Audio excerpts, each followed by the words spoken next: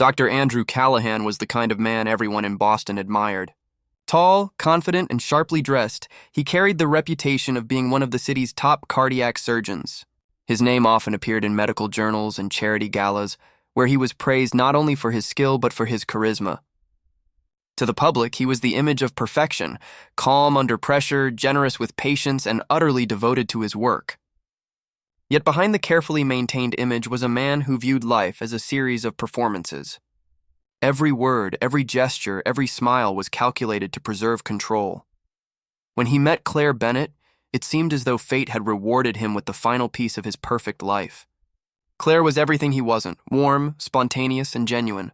She taught art at a private school and lived a quiet, simple life filled with color and creativity. To Andrew, she represented balance, softness, and beauty, something he could display as another mark of success. Their relationship moved quickly, dazzling friends and colleagues alike. Within a year, he proposed in front of a glittering Boston skyline, and she said yes with tears in her eyes. The months leading up to the wedding were filled with excitement and admiration from the community. Newspapers ran stories about the city's golden couple. Andrew took pride in every detail: the venue, the guest list, the music, ensuring everything aligned with the image he wanted to project. To outsiders, it was a fairy tale. But privately, Andrew had begun to notice small things about Claire that unsettled him. Her independence, her late nights at the art studio, her quiet secrets. He told himself it was nerves, but something deeper gnawed at him: the fear of losing control over the one thing that should belong entirely to him. On their wedding day, the mansion sparkled with luxury. Guests toasted under chandeliers, laughter filled the air, and the couple danced under golden lights. Andrew smiled, holding Claire close, yet deep down, a strange unease lingered. Everything was perfect, yet something in her eyes that night, something unreadable, made him uneasy. As they drove away toward their honeymoon suite, the world saw a happy couple disappearing into forever. But in Andrew's mind, cracks had already begun to form in the illusion he had built, setting the stage for the darkness that was about to consume them both. The honeymoon suite glowed with the soft light of candles and the scent of roses drifting through the air. Everything had been arranged to perfection, just as Andrew liked it. He poured champagne into crystal glasses, his every movement precise and measured. To anyone watching, it was the perfect image of newlywed bliss. But Claire sat quietly on the edge of the bed, her fingers twisting the fabric of her gown, her face pale beneath the soft light.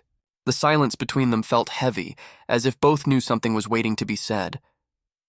When she finally spoke, her voice trembled.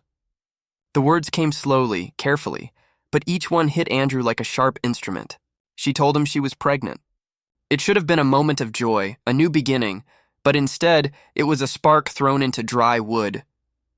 She confessed she had found out weeks before the wedding, but kept it secret, afraid of how he might react. She had hoped that once they were married, the news would bring them closer.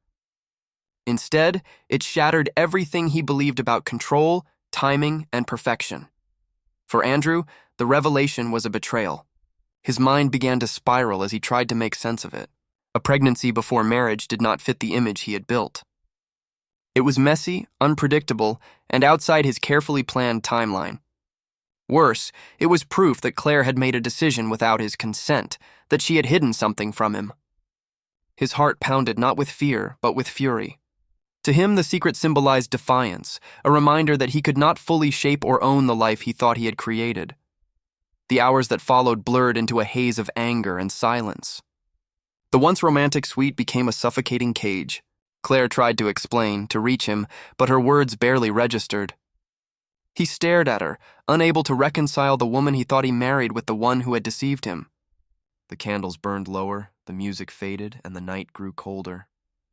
When the lights finally went out, the mansion outside was silent. No one heard the argument, the crash of glass, or the faint cry that followed. What happened next remained hidden behind those locked doors until morning revealed the horror that no one could have imagined. The next morning, sunlight streamed through the curtains of the honeymoon suite, painting the room in a deceptive calm. Hotel staff grew uneasy when hours passed with no response from the newlyweds. The breakfast tray placed outside their door remained untouched, the coffee cold. By late morning, a manager decided to check in. accompanied by security. They knocked several times, called out, but the only reply was silence. When they finally unlocked the door, the scene inside froze them in place.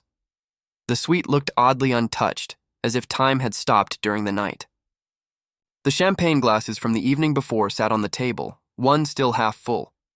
A few rose petals lay scattered across the carpet, their deep red color now unsettling. Near the foot of the bed, Claire's body lay motionless, her skin pale against the white silk sheets. There were no clear signs of struggle, no overturned furniture, no loud evidence of violence. Only a broken wineglass on the floor and a faint mark on her neck hinted at what had taken place. Andrew sat on the edge of the bed, his expression empty. He didn't run, didn't shout, didn't resist.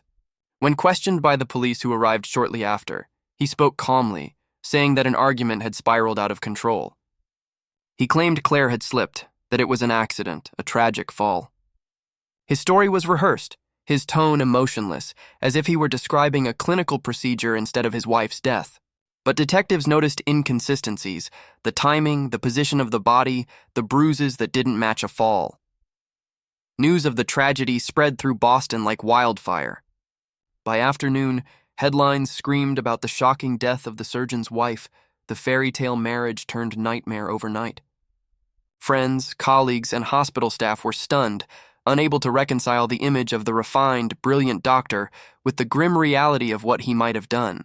Forensic teams moved through the suite, collecting evidence that whispered of something far more sinister than an accident. The once perfect love story that had captivated the city had now transformed into a mystery of obsession, deceit, and control. The man who had saved countless lives was now the prime suspect in taking one, the life of the woman he vowed to cherish forever. Detectives quickly began to unravel the final hours of Claire's life, determined to understand what had truly happened in that luxurious suite. What started as a case of possible domestic tragedy soon began to look far more deliberate. Claire's phone became a key piece of evidence. In her last messages to a close friend, she mentioned feeling anxious before the wedding, saying she had seen flashes of a darker side to Andrew. She had written about his obsession with order, how every detail of their lives had to meet his approval, and how even small mistakes seemed to irritate him. Her friend had urged her to be careful, but Claire, ever hopeful, believed marriage would change things. The autopsy results shattered Andrew's claim of an accidental fall. The medical examiner found evidence of suffocation and traces of a sedative in Claire's bloodstream. Investigators suspected the drug had been slipped into her champagne. They also discovered bruising that suggested restraint rather than an accident. These findings painted a chilling picture, a man who had planned, not panicked. The revelation of the pregnancy might have triggered his rage, but the methodical nature of her death suggested something more controlled, something premeditated. As police dug deeper into Andrew's background, they uncovered a pattern of behavior hidden behind his polished public image. Hospital staff quietly admitted that he had been under review for unprofessional conduct, altering patient records to cover errors and intimidating junior surgeons. Former girlfriends described him as charming but possessive, with a frightening need to dominate every aspect of their lives. Several had ended things abruptly, moving away or changing jobs. None had ever spoken publicly, afraid of his influence and reputation. Surveillance footage from the hotel showed Andrew pacing outside the suite just minutes before Claire's estimated time of death, his movements sharp and restless. When confronted with the findings, he maintained his innocence, insisting grief had been mistaken for guilt. Yet his demeanor remained unsettlingly calm, his eyes distant as if detached from the reality around him.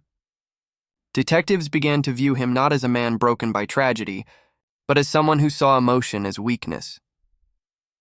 By the time the case reached the courtroom, the image of Boston's perfect surgeon had crumbled completely.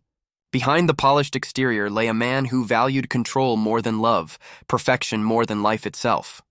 The trial of Dr. Andrew Callahan became one of the most watched cases in Boston's history.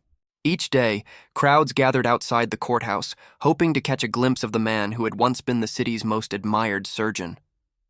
Inside the courtroom, the air was thick with tension. Reporters filled every seat, notebooks ready to capture every expression, every word. The prosecution painted Andrew as a man consumed by ego and perfectionism, someone who saw his wife's pregnancy as a threat to his flawless image. The defense argued he was a grieving husband, a victim of circumstance and media hysteria. Witness after witness took the stand, unraveling the layers of the life Andrew had so carefully constructed. Friends of Claire spoke of her growing fear in the weeks before the wedding. One recalled how she had confided that Andrew's temper frightened her, though he never showed it in public. Medical experts testified about the sedatives found in her system, explaining how the dosage could not have been accidental. Even his colleagues, once loyal, began to distance themselves, describing a man who treated those around him as tools rather than people. Throughout it all, Andrew sat motionless, his face unreadable. He never wept, never showed remorse, never spoke unless directly addressed. To some, he seemed cold and calculating. To others, he appeared detached, as though the entire trial were a minor inconvenience. The jury deliberated for days, weighing every piece of evidence, every photograph, every message. When they finally returned, the courtroom fell silent. The verdict, guilty of second-degree murder, echoed through the chamber like a closing door. Andrew was sentenced to 40 years in prison, his medical license permanently revoked. As he was led away in handcuffs, he didn't look back at the spectators or the cameras flashing in his face. There was no sign of regret, only the faint trace of a smirk, as though he still believed he was in control of the narrative. Months later, investigators searching his home uncovered hidden journals sealed behind a false wall in his study. The entries detailed his thoughts about control, discipline, and the elimination of imperfection. They revealed a chilling truth. Claire's death was not an isolated act of rage, but the final expression of a man who believed perfection justified everything, even murder.